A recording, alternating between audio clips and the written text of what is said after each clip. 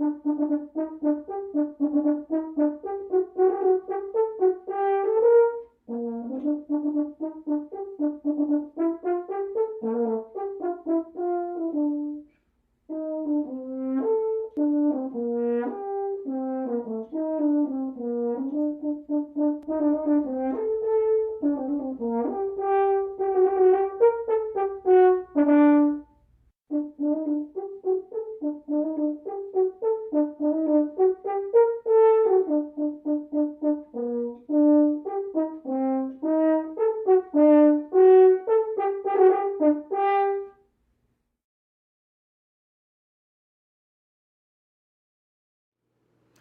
everybody, my name is Jason Rinehart and I'm the horn professor here at the University of South Alabama.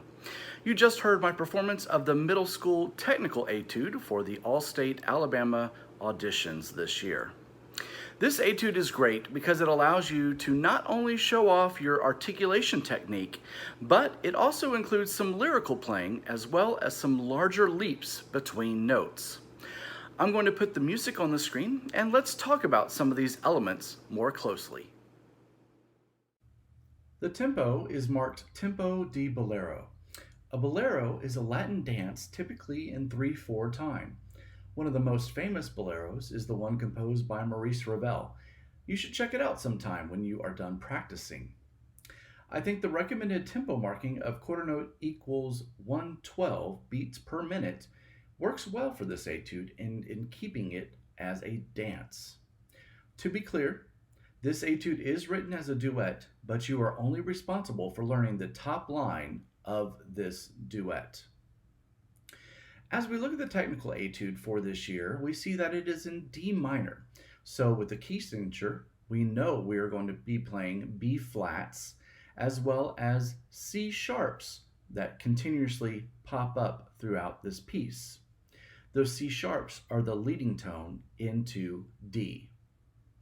You need to be careful near the end of the first half as we come across some accidentals that tell us to play B natural here and here. Another thing that you're going to have to be aware is your staccato articulation. Lots of notes in this particular etude have staccato dots on them. Contrary to popular belief, the staccato dot doesn't mean short. It just means separated. You'll want to make sure that each note sounds and has enough tone to it. Now looking at some of the more technical parts of this, let's look at the dynamics. Performing the crescendo in measure 3 and the diminuendo in measure 4, I would not get too loud in between those two markings because you need to bring the dynamic back down to where you started at piano. If you're struggling in measure 7, making the leap down to the E, F, E on the bottom of the staff, I might think about the use of alternate fingerings. The lower E can be played on trigger 2, just like the upper E. And then the F on the bottom of the staff can be played trigger open. And the next E again, trigger 2. That way, you get to keep the trigger down for this entire measure. In measure 9, 10, and 12, you have 3 different diminuendos. I would treat them as one long and continuous diminuendo. However, you're supposed to be starting out at a piano dynamic and getting softer from there. Be careful not to get too soft to the point where the notes don't speak. I personally might start that section around a mezzo piano, so I have somewhere to go dynamically. As far as phrasing goes, it would be nice to complete the first section with the 2 3.5 measures, then take your breath as written right here.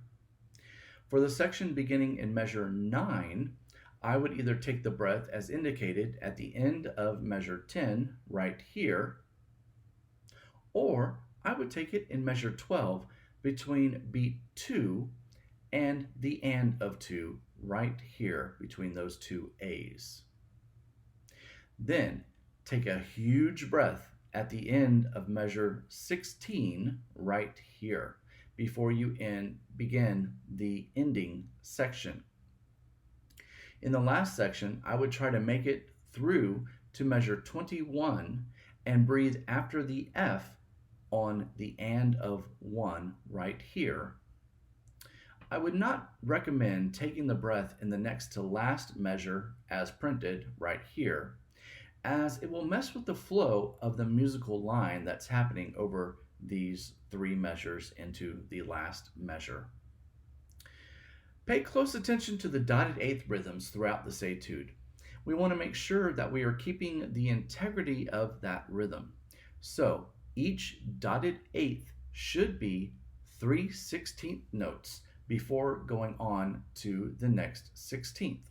As you can see, we have several of them here, here, here, here, and here.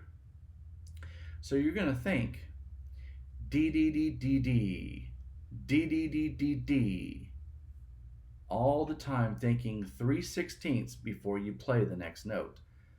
G, G, G, F, E. Probably one of the most difficult spots in the whole etude is the jumps that occur in the second phrase of this piece. Right here, and again, here, and here. My recommendation would be to isolate each one of the intervals, the G to the E and the F to the D, and hear it in your head as you play it over and over again, and get the feel of it in your lips and on your particular instrument. Make sure you're using plenty of air on that upper slur, and don't pinch the corners of your mouth or the note might not come out.